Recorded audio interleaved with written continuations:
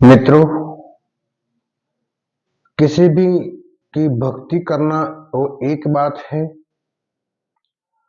और उसके उन्माद में बह जाना हो बिल्कुल दूसरी बात है। हम भक्ति करते हैं तो दिखावा करने की जरूरत नहीं होती है। सिर्फ हम और हमारा परमात्मा दो ही जाने हमारे बीच में क्या है। तीसरे को दिखावे का भाव जहां पैदा हुआ वहां हमारा अहंकार खड़ा हो गया। वो उन्माद हो जाते हैं। अभी देखो, अत्र तत्र सर्वत्र कितने लोग उन्माद से भरे हैं। 2-4 दिन के बाद उन्माद ठंडा हो जाता है। आदमी की भक्ति है ही नहीं, सिर्फ बाहर दिखावा था, वो जाहिर हो जाता है। जैसे गर्म दूध में उबार आता है, थोड़ी देर आग शांत होती है, उबार बैठ जाता है। उबार आग के आधार के ऊपर है। आग हटी, उबार बैठ गया।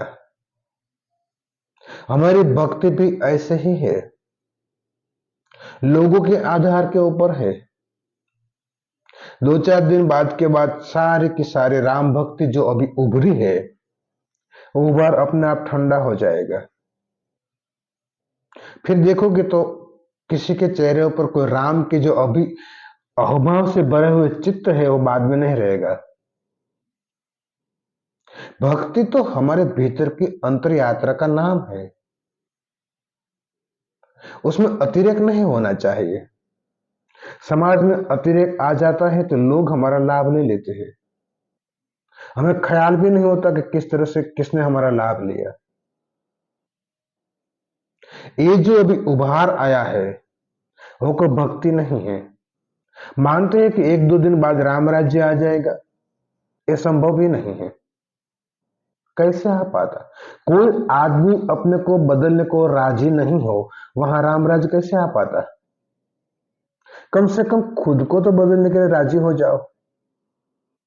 जो आदमी खुद को बदलने के लिए राजी नहीं और राम राज्य चाहते हैं, आज राम नाम की जो उफान आई है 2 दिन बाद वो बैठ जाएगी। फिर वही कि वही दूसरे को नोचना, झूठ कपट धोखाधड़ी फिर जारी।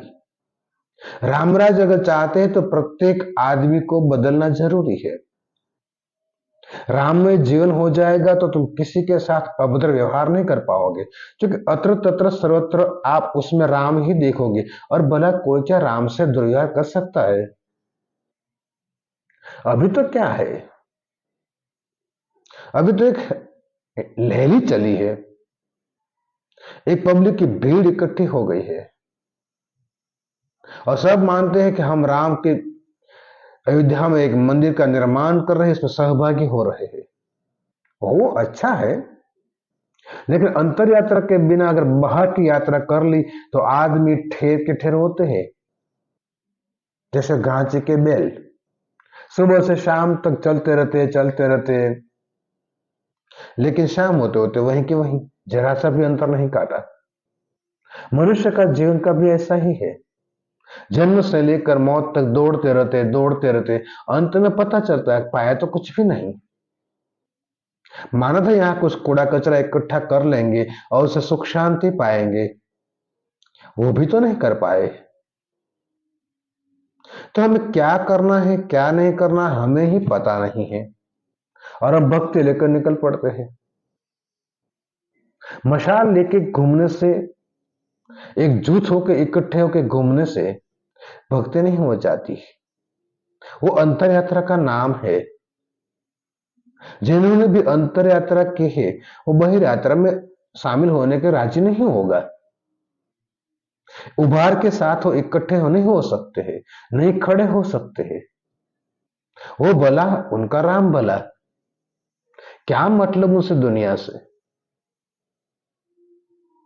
तो जो आदमी भीतर ही नहीं गया, जिन्होंने परमात्मा के बारे में कुछ पता ही नहीं, वो आदमी उलझ जाते हैं। उलझो, मना नहीं है, आपका जीवन है, आपको किस दिशा में ले जाना आप स्वतंत्र है। लेकिन किसी किसी के अंधी दौड़ के पीछे आप भी आंख मूंद के दौड़ो मत, गिरोगे। ये पता भी कईयों को तो नहीं चलता कि हम गिर चुके हैं। कईयों को पता चलता है तो काफी समय निकल जाता है।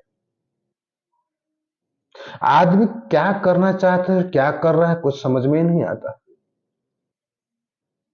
तो आदमी अगर भीतर ही नहीं गए, भीतर के राम को यथार्थ में जाना ही नहीं, तो कितना भी बड़ा भव्य मंदिर बना दो, संस्कृति के नाम से वो जाना जाएगा। लेकिन संस्कृति को अगर ज्यादा दमन होता है तो विकृति पैदा होती है। और जो लोग मंदिर में आज जाते हैं, खुशखुशाल जाते हैं, 2 4 10 15 महीने 2 महीने के बाद जाओगे तो वहां आपको दर्शन के लिए भी परमिशन नहीं मिलेगी। 2 नंबर के पैसा दोगे तो दर्शन होगा और धक्का मार के निकाला जाएगा। क्या उसमें आप दर्शन कर लोगे? अगर भीतर दर्शन कर लिया होता तो वहां तक जाने की जरूरत भी क्या थी?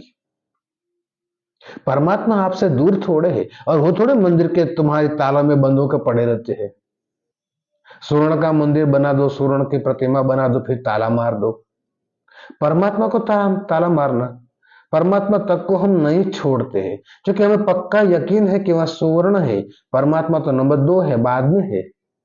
सुवर्ण को कोई चोरी करके ले न जाए, भय हमारे भीतर है। परमात्मा को भी कोई ले जाता है चोरी करके तो अभाग्य है उनका। वो भी जानते हैं चोर भी, वो भी सुवर्ण की चोरी करते हैं, प्रतिमा की नहीं।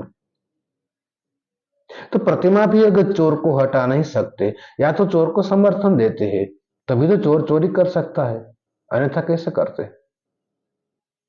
तो हम इस प्रतिमा में क्यों उलझ जाते हैं? जिन्होंने अपने भीतर यात्रा नहीं की, वही ऐसे उन्माद में बह जाते हैं। भक्ति को उन्माद का विषय ही नहीं है। भक्ति तो अपने शांति को, स्वयं को उपलब्ध करने का विषय है। एकाकार होना है परमात्मा के साथ, शांति के साथ। हम तो वो नहीं करते हैं। प्रतिमाओं के पीछे भागते हैं, मंदिरों के पीछे भागते हैं। इतना धन मंदिरों में इकट्ठा करके रखा है, समाज के कोई काम नहीं आता। तो ये धन अगर ऐसे ही पड़ा रहने वाला हो तो धन का किस काम का? वहां जाते हैं तो कई मंदिरों में मैं जाता हूं कभी कभार, तो कोई पानी की व्यवस्था नहीं, जूते चप्पल भी तुम्हारे कोई व्यवस्था नहीं कि तुम कहाँ उतारोगे, और उतारने के बाद वापस लौटोगे तो तुम्हारा जूता भी बना रहेगा, कोई ना कोई उठा जा सकते हैं। हमारा परमात्मा का इतना दीनहीन है कि तुम्हारे जूते तक ध्यान नहीं रख सके। अरे वहां के ट्रस्ट को भी पड़ी नहीं है, उनको भी लक्ष्य तो धन ही है। अगर ज्यादा धन आ जाएगा तो ज्यादा अपना नाम बड़ा हो जाएगा, फिर तो एक स्पर्धा होती है, मैं उनसे बड़ा हो जाऊं, मैं उनसे बड़ा हो जाऊं। परमात्मा के आगे स्पर्धा रखने का? मंदिरों में तो अक्सर यही होता है, आदमी पहले से ही चला रहा है। तो जो मंदिर में जाते हैं वो उलझ जाते हैं मंदिर के आसपास में ही, क्योंकि उसके आसपास में ऐसे लोग इकट्ठे हो जाते हैं जिनको परमात्मा से कोई ताल्लुक नहीं, जिनको तो सिर्फ अपना मंदिर को कैसे और आगे निर्माण किया जाए, कैसे और पब्लिक को यहाँ इकट्ठी कर दी जाए, वही लक्ष्य होता है। उनका लक्ष्य भी कोई परमात्मा थोड़ा है कि वो लक्ष्य से चुक जाते हैं तो आप भी तो चुक ही जाओगे। तथाकथित धार्मिक नेताओं भी यही करते हैं, उनका भी यही काम है, आपको उलझन में रखेगा, कोई सुलझा नहीं देगा आपको। जहां बच्चा हो जाएगा, क्या हो जाएगा बच्चे को? सारी इच्छा और आकांक्षा पूरी करने का नाम कोई साधन है परमात्मा तुम्हारे? यहां पूरी नहीं हुई तो वहां, वहां पूरी नहीं तो वहां। आदमी हो, तुम कितना संभाल सकते हो? तुम्हारी क्षमता क्या है? क्षमता से ज्यादा तुम्हारे पास अच्छा मन, अच्छा विचार, अच्छा जीवन शैली मिली है तो धन्यवाद तो दो। भटकना हो तो चले जाओ मंदिर में, मुझे कोई इतरार नहीं है। लेकिन जो अपने भीतर ही नहीं गए वो उलझन में उलझ जाते हैं। उलझाने वाले मिल जाएंगे। ये जो अभी उन्माद है, अभी उबार है दूध का, वो अगर 10 दिन 15 दिन महीने दिन के बाद देखोगे तो सब शांत हो गया होगा। सबकी भक्ति कहां चली गई अचानक? भक्ति को ऐसे थोड़ा है कि मंदिर का निर्माण होता है तो भक्ति उभर आए, मंदिर का निर्माण पूरा हो गया तो भक्ति बैठ जाए। मंदिर से क्या ताल्लुक भक्त को? भक्त को तो भगवान से ताल्लुक होता है, प्रतिमाओं से नहीं। न मंत्रों से, न तंत्रों से, न योग से। सीधा संबंध परमात्मा से होना चाहिए। बीच में किसी की जरूरत भी क्यों पड़े? जो आदमी बीच में किसी के उलझन में पड़े हुए आदमी के पास जाते हैं, वो आपको और उलझाएगा। और अत्र तत्र सर्वत्र देखो तो उलझन वाले लोग ही अधिक है और आपको उलझाया जा रहा है, आप उलझ जा रहे हो। आपको भी मजा आती है, उनको भी मजा आती है। परमात्मा तो बहुत दूर की बात चली गई। तो मित्र, प्रार्थना करता हूं कि अपने भीतर यात्रा करो। चुक जाओ के बाहर। मंदिर बनाओ, मस्जिद बनाओ, चर्च बनाओ, मना नहीं है, लेकिन पत्थर और ईंट, सीमेंट, कंक्रीट, लोहे में उलझ जाओगे तो परमात्मा के हृदय तक कैसे पहुंचोगे? जिन्होंने अपना हृदय नहीं बनाया वो परमात्मा के हृदय को नहीं जान सकते। फूल जो चूट पाते हैं वो परमात्मा को कैसे पा सकते हैं? फूल को चूटने में भी जिसको दर्द होता हो वो परमात्मा के कोमल हृदय को समझ पाता है। फूल को चूटने में जिसको कोई दर्द नहीं होता, नारियल को चूटने में जिसको कोई दर्द नहीं होता, नारियल को तोड़ने में जिसको कोई दर्द नहीं होता, वो आदमी परमात्मा के हृदय तक नहीं जा सकते। परमात्मा की करुणा का उनको अनुभव ही नहीं हो सकता।